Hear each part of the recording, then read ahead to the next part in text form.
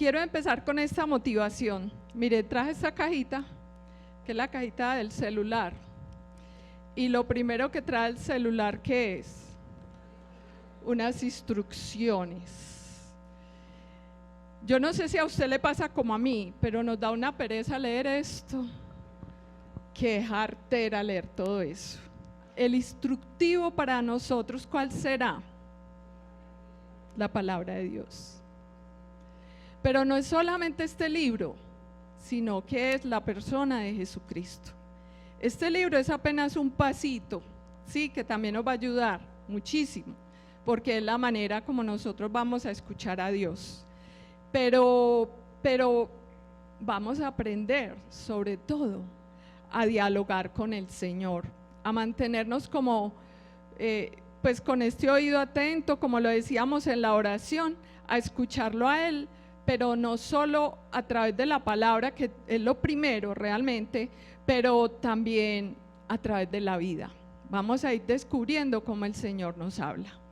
Entonces, hoy que estamos hablando de esa sanación interior que nos viene a través de la palabra, yo quiero tomar como varios textos de la palabra de Dios. No son muy largos, sino más bien cortos, pero todos hablan de sanación y de cómo el Señor nos quiere sanar a usted y a mí desde el principio. Y quiero comenzar con un texto del Éxodo, en el capítulo 15, versículo 26. Si escuchas atentamente la voz de Yahvé, tu Dios, y haces lo recto a sus ojos, y obedeces sus mandatos, y guardas todos sus preceptos, no los afligiré con ninguna de las plagas con que afligí a los egipcios, porque yo soy Yahvé, el que te sana. Palabra de Dios. Y quiero hacer énfasis en esa última frase. Yo soy Yahvé, el que ¿qué? El que te sana. El padre Hernán Cardona inclusive nos traducía esta frase diciendo: yo soy Yahvé, tu médico. Y a mí esta frase me llena mucho el corazón, porque es saber que el Señor es el que nos sana, definitivamente. En medio de todas esas heridas, dolores, angustias, problemáticas. Yo recuerdo mucho una vez que estábamos predicando, Oscar y yo, en Montelíbano, se llama ese pueblito, y pues había gente de todo tipo, habían como los ingenieros que estaban en esa época, no sé si todavía los haya, pero en esa época habían ingenieros en una mina y entonces estaban en ese encuentro, pero también había gente sencilla del campo, de ahí en ese encuentro. Y entonces estuvimos pues hablando de cómo el Señor actuaba en nuestras vidas pues y evangelizando. Y recuerdo que al final una señora nos impactó mucho a Oscar y a mí, porque una señora con un bebé en sus brazos, y nos miró a Oscar y a mí y nos dijo: ay, por favor oran por mi bebé, es que está muy enfermo y yo sé que Dios es el médico de mi bebé, porque yo estoy en una crisis económica muy dura y no lo he podido llevar a un tratamiento pues costoso. Entonces yo sé, así nos decía, casi con lágrimas en sus ojos, yo sé que Dios es mi médico. Y ahí mismo pues Oscar y yo nos pusimos a orar por él, y después nos impactábamos hablando entre nosotros, porque decíamos: la fe de esa señora, ¿cierto? Nosotros no somos nadie, pero la fe de esa señora para decir realmente Dios es mi médico. Y eso es lo primero que nos va a pedir el Señor, que le creamos entonces, porque Él quiere actuar. Hay otra cita que muchas veces hemos mencionado aquí, pero que yo quiero que usted la reconozca en la palabra de Dios. Está en Sabiduría, capítulo 16, versículo 12. No los curó hierba ni ungüento alguno, sino tu palabra, Señor, que todo lo sana. Entonces, yo quiero hacer ese énfasis en que es la palabra la que nos sana. Pues no quiere decir que no usemos las medicinas, que no usemos, porque va a haber otro texto, no lo traje hoy a la mano, pero hay otro texto que habla que nosotros debemos buscar los médicos, que debemos tener en cuenta que también los médicos son, pues son de Dios, y que su ciencia también es de Dios y viene de Dios, y Dios les ha dado la posibilidad pues de hacernos un tratamiento, de ayudarnos, ¿cierto? Pero quiero hacer ese énfasis también en que es pues en primer lugar la palabra la que va sanando las heridas de nuestro corazón y de nuestra vida, y que Él va a pasar entonces de una manera especial. Y aquí quiero traerles otro texto que es de Isaías, capítulo 53, versículo 5.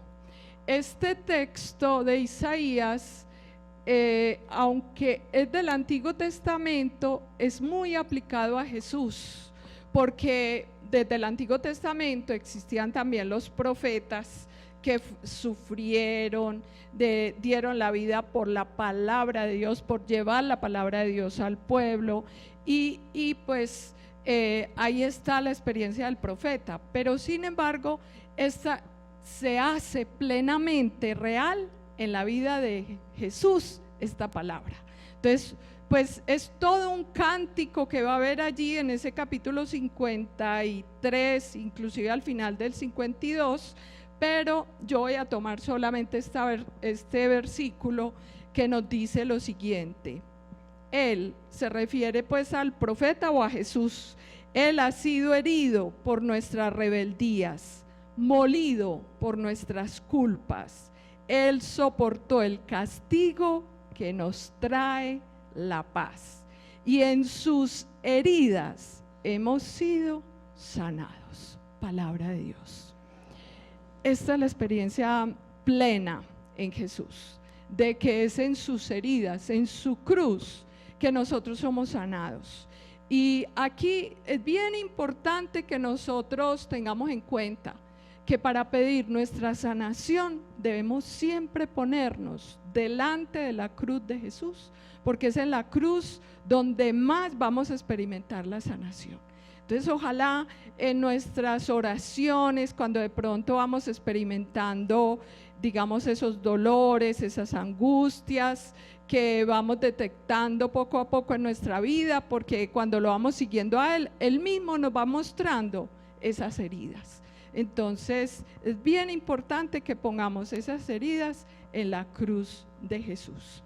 Hay otro texto de Jeremías, capítulo 33, versículo 3. Dice: llámame y te responderé, y te mostraré cosas grandes, inaccesibles, que desconocías. O sea, el Señor, siempre que lo llamamos, recuerdo mucho que Gabriel Rinaudo, que es un predicador argentino que estuvo un tiempo en nuestra escuela, algunos lo conocieron. Entonces él nos decía que esta era la manera, el celular de Dios, que porque es Jeremías 33:3, ¿cierto? Porque inmediatamente llamamos al Señor, Él nos responde. Entonces es la validez de la oración.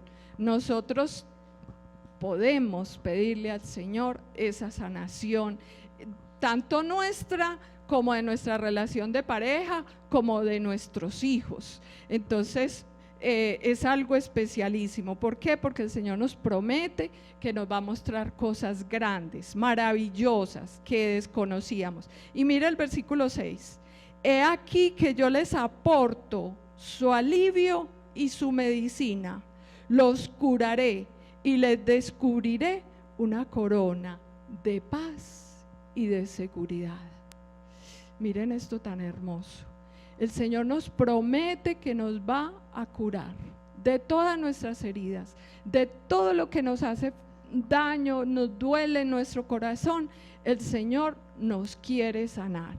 A veces el problema es que no somos muy conscientes cuál es la raíz de nuestro problema, pero ahí es donde la oración nos va a ayudar mucho en esta experiencia. Y uno de los ejercicios, digo yo que a mí me ha ayudado muchísimo, es escribir y contarle a Jesús, como de acuerdo a tus sentimientos, lo que va pasando en tu corazón, y el Señor va como pasando por ahí y uno se lo va entregando y el Señor va sanando. Bueno, hay un salmo que tal vez ya lo habíamos leído, pero quiero repetir ese versículo. Es el Salmo 147, en el versículo 3. Sana los corazones quebrantados, venda sus heridas. Esta parte, como ven, que he estado hablando más del Antiguo Testamento, nos habla de Dios Padre, de ese amor de Dios, que desde siempre ha pensado en nosotros los seres humanos, ha pensado rescatarnos, sacarnos de nuestras crisis, de nuestras problemáticas. Bueno, ahora vamos a hablar de ese poder sanador del Espíritu Santo, porque el Espíritu Santo también actúa desde nuestro interior, como lo dirá la palabra, ¿sí? Va actuando allí como sanando, liberando. Y esto lo vemos muy bellamente en varios pasajes de la experiencia de Jesús. Entonces les voy a mostrar algunas citas.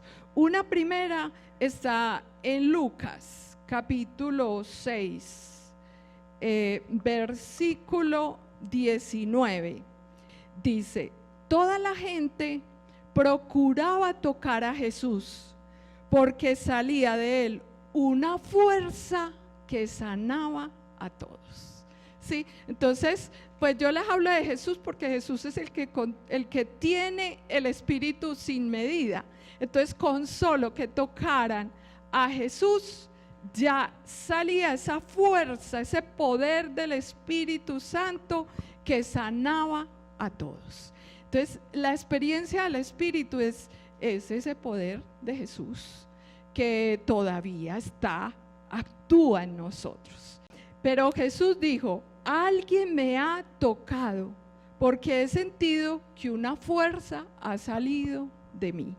Entonces aquí es donde, pues como les digo, la mujer se ha acercado, pero a tocarlo con tanta fe, que ahí el Espíritu Santo y Jesús experimentó que salía de él a sanar a la mujer.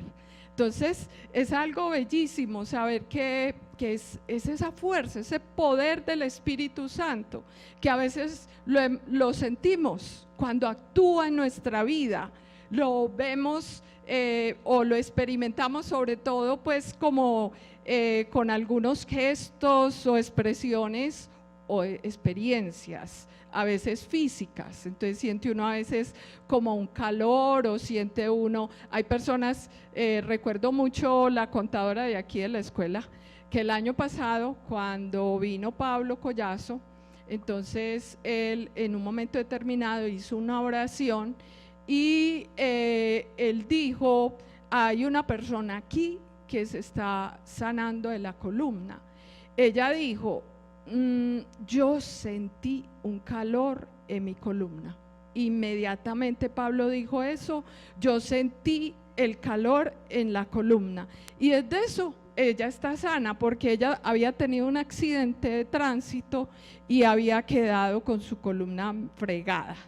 Y desde eso, que hace un año, ella está totalmente sana. Entonces ella decía: yo sentí un calor. Y es verdad, yo he sentido esa expresión, o he visto o he escuchado esa expresión en muchas personas cuando han sido sanadas, como un calor o una expresión, algo en su cuerpo, algo que viven, algo que sienten en ese paso del Señor.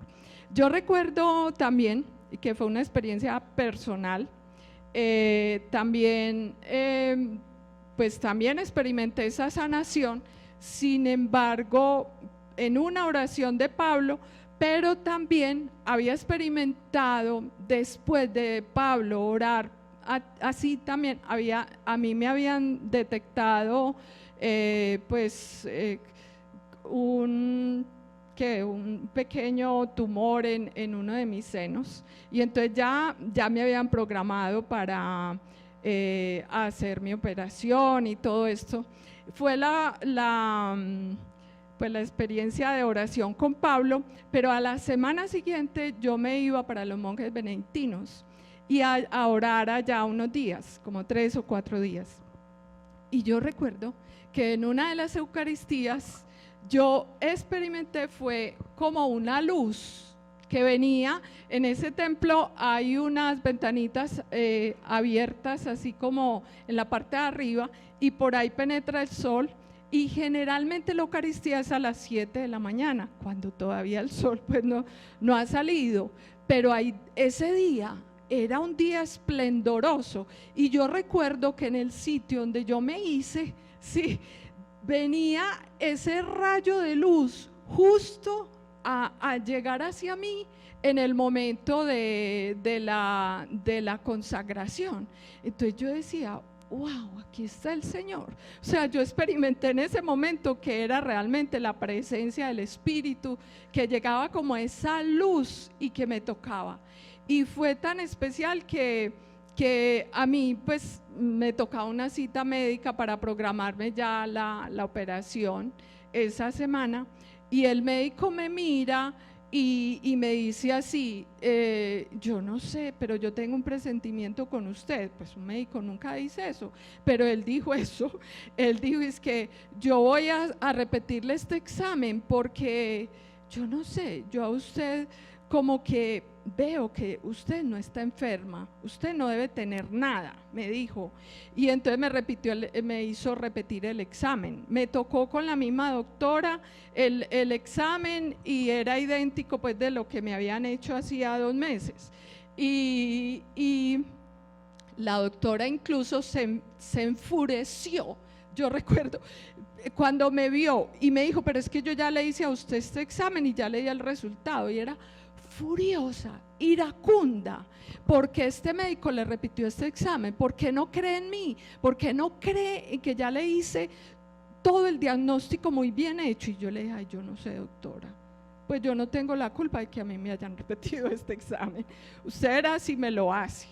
Y entonces ella dijo, no, pero es que si lo está mandando, bueno, y me lo hizo, pero a regañadientes. Hasta yo recuerdo que pues me chuzó, porque eso lo tienen que chuzar a uno, y bueno, horrible, y me chuzó durísimo y me hacía durísimo, y yo me va a matar.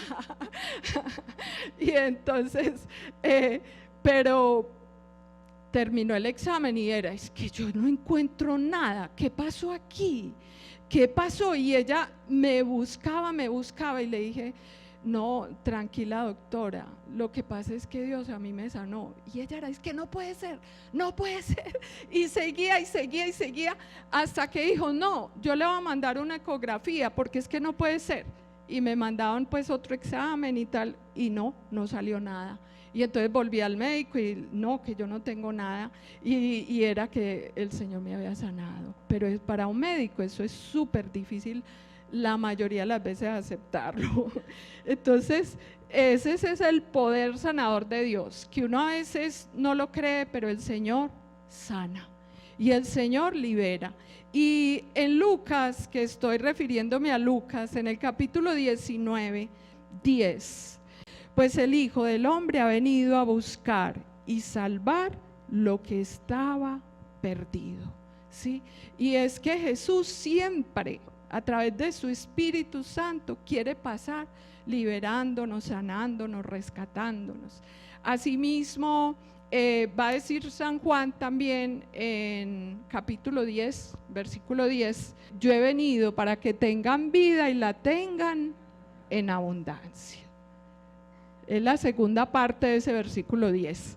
Sí, el Señor quiere que nosotros vivamos felices, que salgamos de todos nuestros problemas, que salgamos de todas nuestras enfermedades, de todas nuestras crisis. Y ahora, Me devuelvo a un texto del Antiguo Testamento, que es bellísimo, en Ezequiel, capítulo 36, versículo 25 al 28. Os rociaré con agua pura y quedaréis purificados de todas vuestras impurezas y de todas vuestras basuras os purificaré y os daré un corazón nuevo, infundiré en vosotros un espíritu nuevo, quitaré de vuestra carne el corazón de piedra y os daré un corazón de carne. Infundiré mi espíritu en vosotros y haré que os conduzcáis según mis preceptos y observéis y practiquéis mis normas. Habitaréis la tierra que yo di a vuestros padres. Vosotros seréis mi pueblo y yo seré vuestro Dios. Palabra de Dios.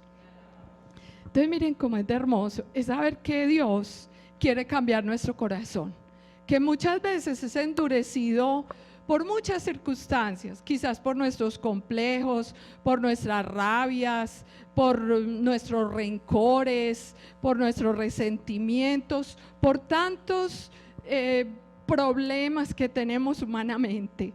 Pero ahí es donde el Señor dice que con su espíritu Él quiere transformarnos. Entonces, qué bueno que nos dejemos transformar.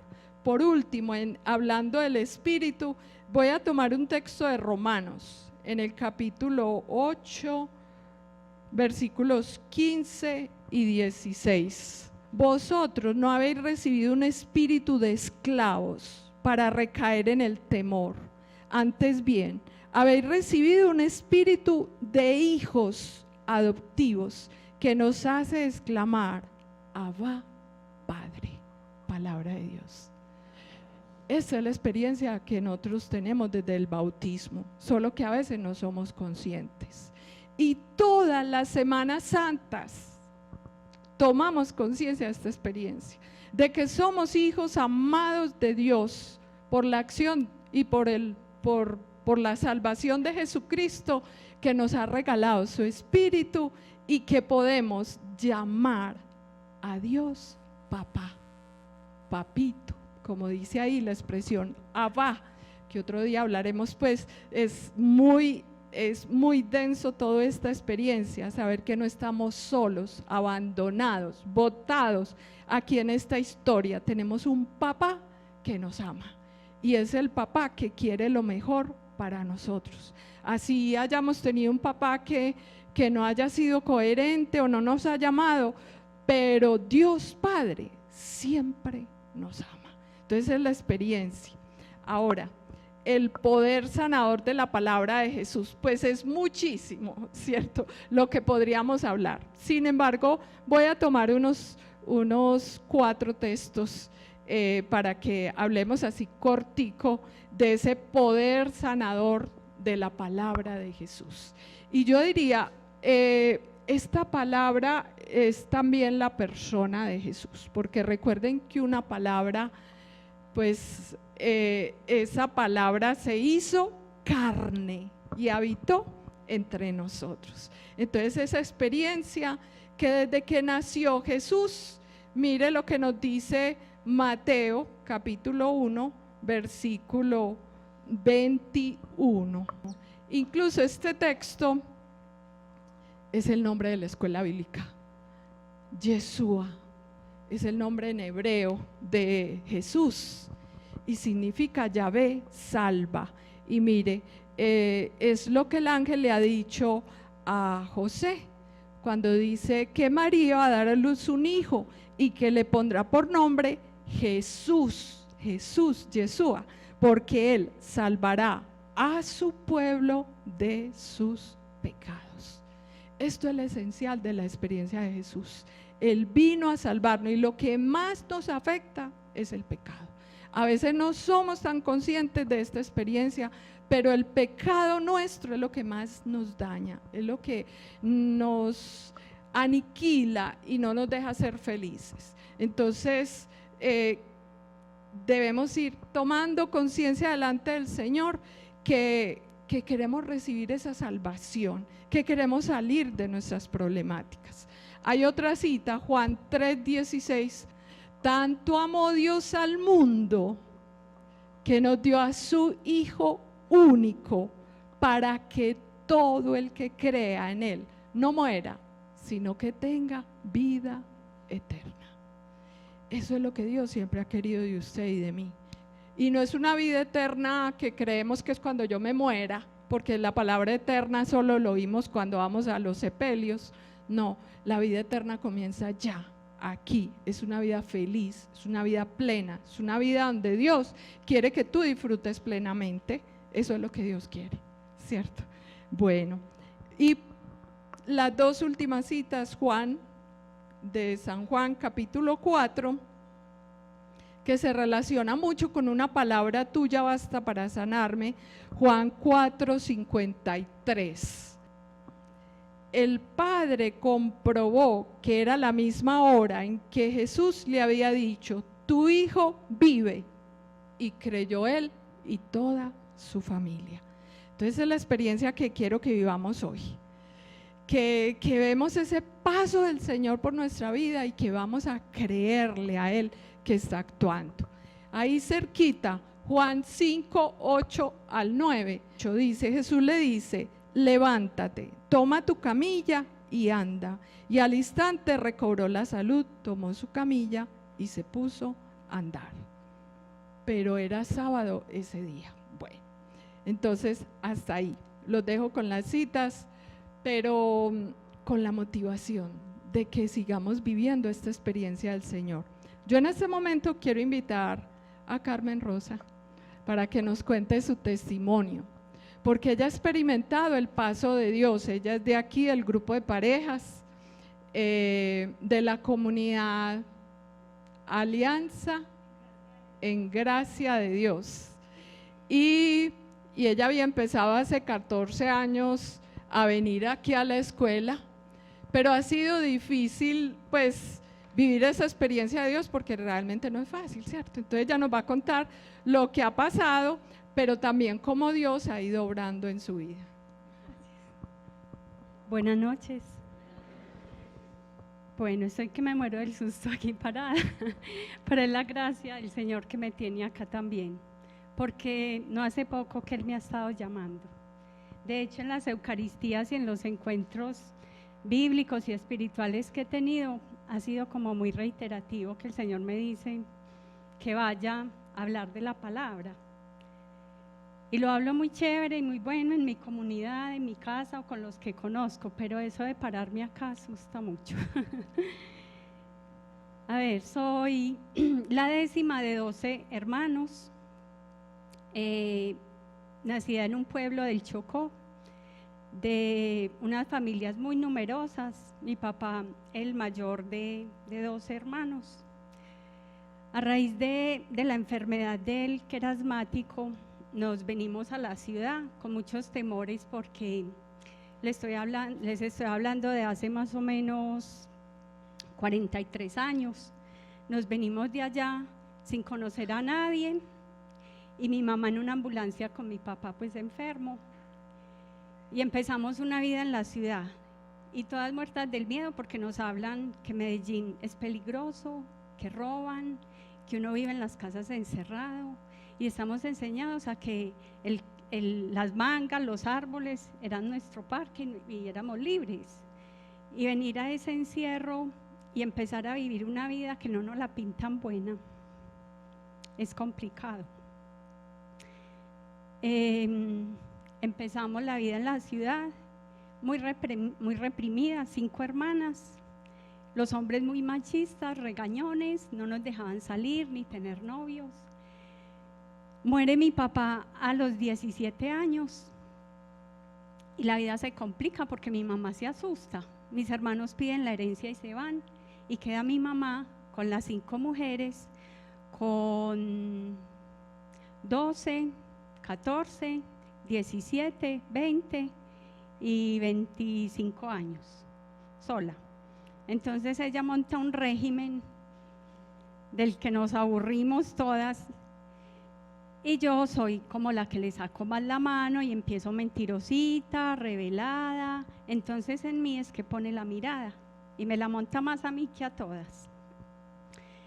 Entonces empiezo yo con mi rebeldía, con ganas de hacer muchas cosas, pero simulándole a ella que soy juiciosa, muy querida, pero por detrás era otra. Conozco a mi esposo a los 17 años, mi papá hace un viaje y en ese viaje muere. Y cuando regreso, pues mi primer novio, mi primer amor, yo muy enganchada y mi mamá así. Entonces empiezo a decir mentiras porque ella lo deja quedar hasta las 6 de la tarde. Y yo, pues, ¿cómo así que hasta las 6? Entonces se va y se consigue otra. Entonces mi mamá sí le gusta. Entonces empiezo a vivir una vida que no me gusta, pero no soy capaz de decirle me voy, que no me gusta eso, sino que vivo ahí en esa circunstancia, pero no estoy contenta. Por razones de la vida ese noviazgo no llegó lejos, no salió a ningún lado. Continué mi vida, me gradué, empecé a estudiar, a trabajar porque no había forma de darnos estudio a todas a la vez. Y después de 8 años me vuelvo a reencontrar con él y nos casamos, nos damos cuenta que éramos el uno para el otro. Nos casamos y muy inexpertos los dos y muy inmaduros también, no asumimos ese matrimonio con toda la responsabilidad que requiere estar casados. Y tomamos el matrimonio, yo haciéndole las chiripiorcas porque no le aguantaba que se quedara con los compañeros de trabajo o que me dijera mentiras, entonces yo empacaba y me iba, o si no era él el que empacaba y se iba, entonces era así, pero no. En ese transcurrir duramos por lo menos 5 años. Llegó nuestra primera hija a esa circunstancia pues tan difícil y empezamos ese tira y encoge. Y ella a crecer con esa disfuncionalidad. Más o menos a los 6 años de Mariana, él se va, yo conozco de la escuela y a mí se me metió que yo quería venir a la escuela pero a parejas. Yo pertenecía a otra comunidad pero ya no había parejas y yo me quería quedar aquí pero en parejas y resulta que mi pareja era Mariana, porque mi esposo no estaba ahí y yo era negada que este no era mi espacio, que yo podía venir a profesionales o a otro grupo. Y como no fui aceptada en pareja sola, no volví, pero seguí la emisora. Desde que era Radio Bolivariana empecé ahí. Un tiempo se quedó la escuela sin emisora y cuando empezó la emisora ahí estuve yo, o sea que soy una fiel oyente. ¿Dónde es que está el pendón? ¿Son cuántos años que lleva la emisora? 10, 12, bueno. A través de la emisora, y le doy infinitas gracias a Dios porque la emisora hace un trabajo valiosísimo y lo siento en mí porque lo he vivido. Resulta que logró traer a mi esposo a la escuela, y digo traer porque los hombres, pidiéndole excusas a los presentes, son un poco más duros de escuchar el llamado del Señor. Y yo lo traía de la oreja y él se sentaba ahí para darme gusto a mí, pero él no estaba acá. Pasó el tiempo y él venía, otras veces no venía, y yo me fui desmotivando porque quedaban las niñas solas, y él era un asiduo trabajador, entonces él se quedaba trabajando de más, y yo decía, no, yo no puedo estar aquí en la escuela y las niñas solas. Entonces dejé de venir, abandoné la comunidad. Grosso error. Abandoné a Jesús y encontré la muerte, como dice por allá en una de sus canciones la hermana Glenda. Seguía buscando, pero a mi manera, del Señor. No buscaba convencida, sino que yo sí le decía, Señor, aquí estoy, quiero hacer tu voluntad, pero eche para allá que es así. Ah, no, así no me gusta, entonces es así. Y yo iba por mi camino, pero peleando con Dios porque no era lo que Él me dijera. Yo iba y el Señor me decía tal cual lo que yo necesitaba escuchar, pero yo no quería y seguía como en esa desobediencia. Estaba muerta de rabia por haber sido tan cohibida en mi infancia y encontrar un esposo que no era tan consagrado al hogar. Y no era malo ni me daba mala vida, pero yo no entendía eso, porque él a su vez necesitaba, fue muy castrado por la mamá, una mamá muy sobreprotectora, y él se casó y lo que menos quería era una esposa sobreprotectora, y eso era yo. Entonces ahí habían unas disfuncionalidades que no las entendíamos ni las queríamos trabajar tampoco. En ese caminar fuimos haciendo unos daños muy grandes en nuestra hija mayor, y algún día nos llegó la cuenta de cobro en la adolescencia, que es cuando sale a relucir todos esos vacíos y todos esos vacíos que vamos dejando en nuestros hijos. Y ella muy sola, papá y mamá trabajando todo el día y ella sola y cuidando a su hermana. Un día le dan a probar las drogas en el colegio, dentro del mismo colegio. Cuando sospecharon que estaban en ese consumo, ellas lo escondieron y mi hija lo guardó. Y como ella llegaba sola a la casa, no había quien vigilara lo que ella traía, o se lo vigilaba cuando llegara, o el fin de semana, o en cualquier momento, pero no había una mamá a la espera de esa hija. Ella lo guardó y en algún momento, por curiosidad, lo prendió. En esa prendida, ella me dice que ese día ella creyó que se iba a morir. Ella era asmática. Y el haber estado en ese consumo sola, en su soledad, o sea, sola en ese momento y viviendo esa soledad de papás tan trabajadores y tan metidos en su cuento, le gustó lo que experimentó ese día y se quedó callada y no se lo contó a nadie. Pasaron 6, 7 meses y volvió y probó, y ya cada vez empezó a buscarlo más frecuente, y ella lo hacía por fuera. Entonces en la casa no nos dábamos, yo llegaba y la encontraba haciendo la siesta con la otra niña y ya habían hecho tareas, ella adelantaba cosas en el colegio, era muy hábil, ella tenía la forma de maquillar todo, tanto que cuando mi mamá se dio cuenta, ella entró en un shock porque ella decía, ¿cómo? Si yo la veo cuando entra y sale, yo no le veo nada raro. Resulta que un día en el consumo ella tuvo una sobredosis y en esa sobredosis casi se muere. Cuando yo llegué, la doctora me dice, ¿tú eres la mamá? Yo le digo que sí. Me dice, se nos está yendo. Yo sabía que ella había tenido consumo de marihuana, pero no sabía que había probado otras drogas. Cuando ella me dice eso, yo salgo de allí, habían por ahí 8 o 10 personas rodeando esa camilla, porque la estaban entubando, le estaban poniendo oxígeno, le estaban poniendo sondas, 1000 cosas. Cuando ella me dice eso, yo me retiré de allá y empecé a orar afuera y a decirle al Señor que me perdonara.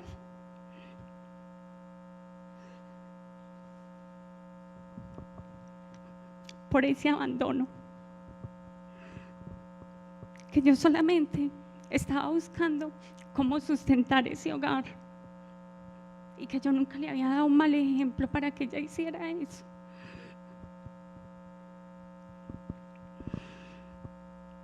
Mientras tanto, mi esposo estaba en la casa durmiendo, porque cuando llegaron a avisarme, llegaron con un zapato de ella. Cuando me entregaron el zapato, yo pensé lo peor, ya está muerta. Me dijeron que estaba convulsionando, yo creí que era por el asma. Cuando llegué y la encuentro, pues prácticamente se veía ya sin signos vitales, nada. Me dice la doctora que se les estaba yendo. La remiten a una clínica de mayor nivel y allá entra al pabellón de cardíacos y está 3 días allá en cuidados coronarios porque tiene medio corazón muerto. Yo llamo al papá y le cuento lo que está pasando.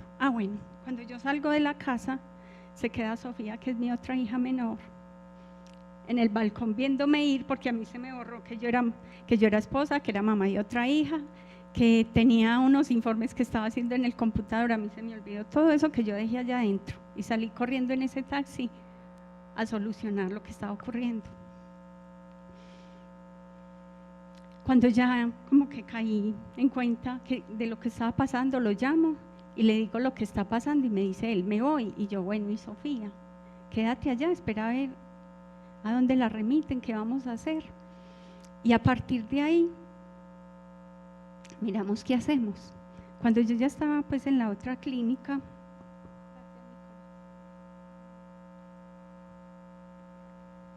lo llamo y él va y me recibe. Los dos con una culpa horrible, porque empezamos a sentir la responsabilidad de haber dejado a esta niña sola, la culpa, y vemos que necesitamos ayuda.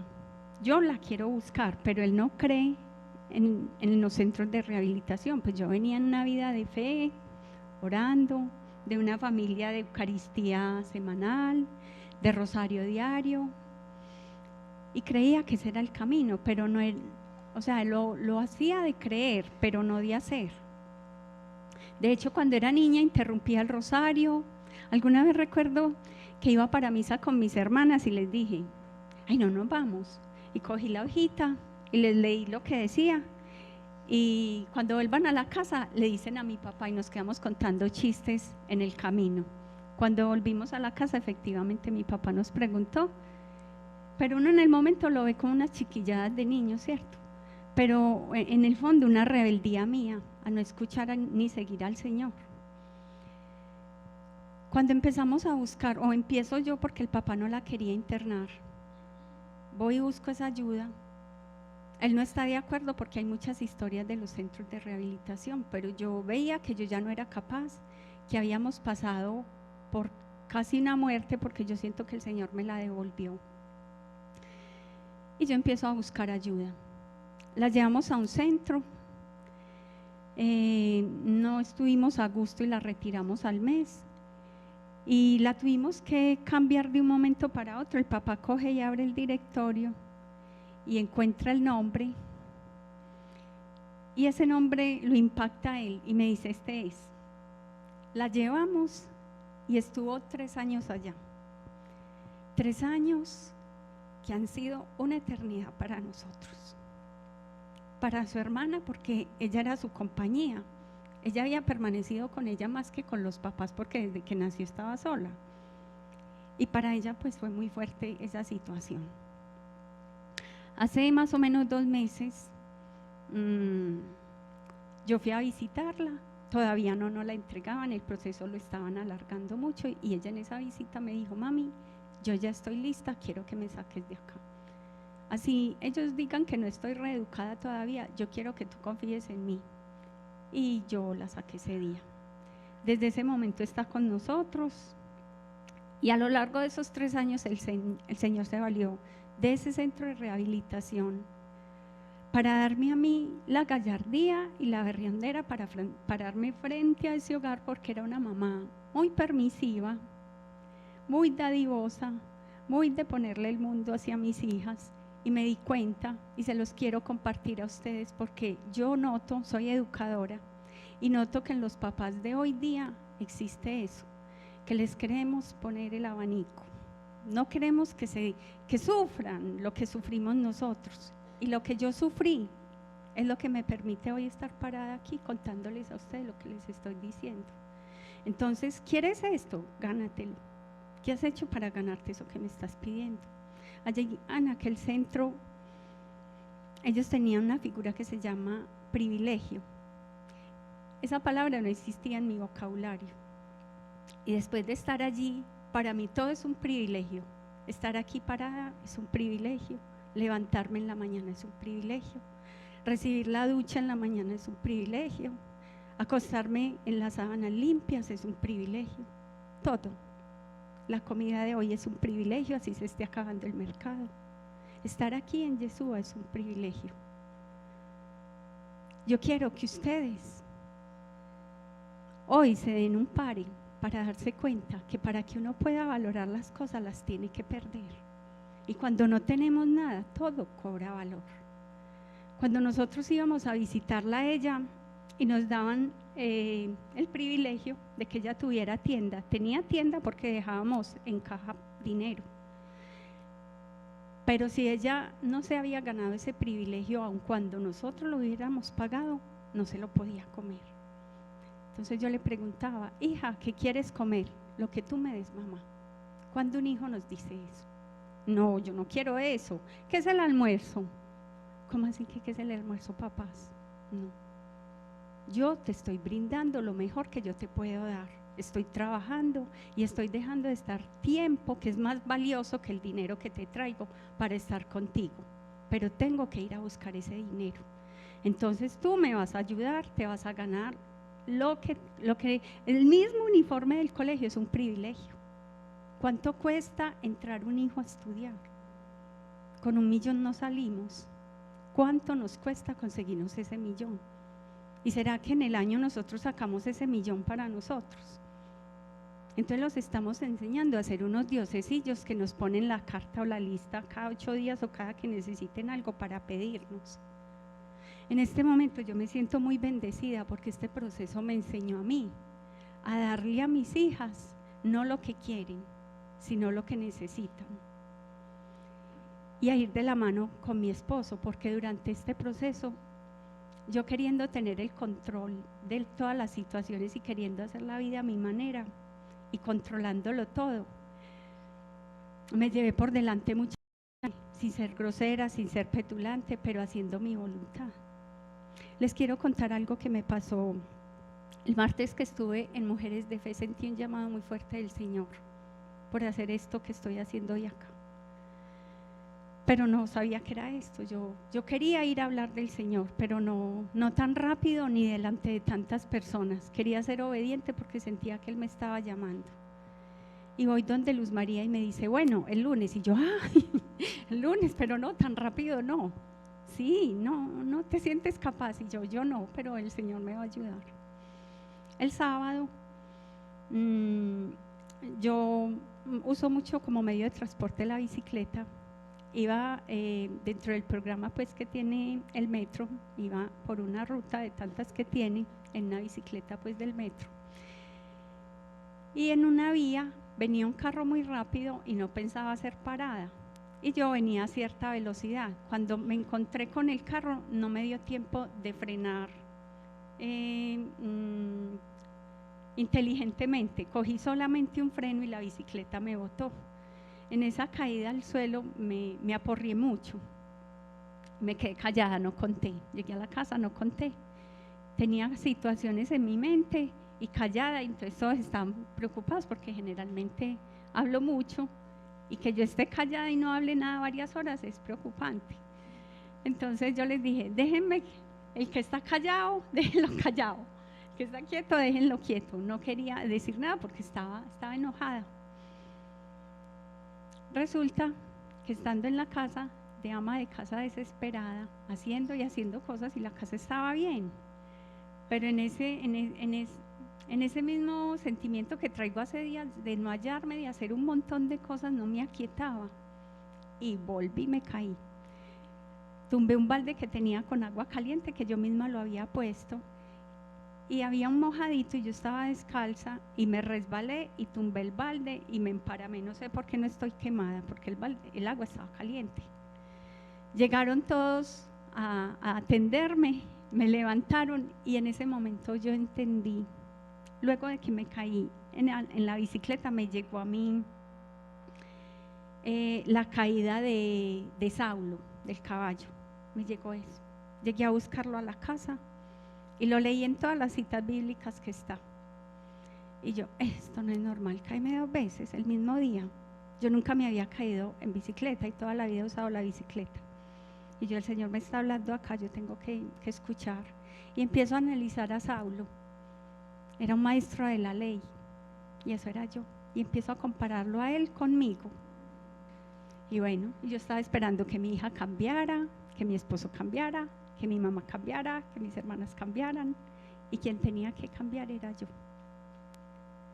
Y fui, le hablé a él, le pedí perdón. Y ¿qué les puedo decir yo a ustedes? Que me siento muy contenta, que la verdad y la alegría de la vida está en la palabra, en el Señor, en seguirlo a Él en hacerle caso a Él, a escucharlo, que Él nos tiene todo lo que necesitamos. Él nos ama y nos ama profundamente. Yo lo he podido vivir en carne propia, en el hogar que tengo, porque es un nuevo hogar, en una familia reconstruida, porque todos íbamos en direcciones distintas, cada uno iba en búsqueda de lo que necesitaba. Y tenía mucho afán de que mi familia estuviera toda acá, pero también entendí que este camino es personal y que mi testimonio, la Biblia, soy yo. No tengo que hablar ni tengo que decir nada. Que cambiando yo puede que cambien ellos, pero esa no puede ser mi objetivo. Esa es la misión del Señor. Entonces, ¿qué tengo que hacer yo ahora? Tomar mi yugo y seguir el camino, convencida de que con el Señor no puedo, y que la gloria y la honra sea para Él.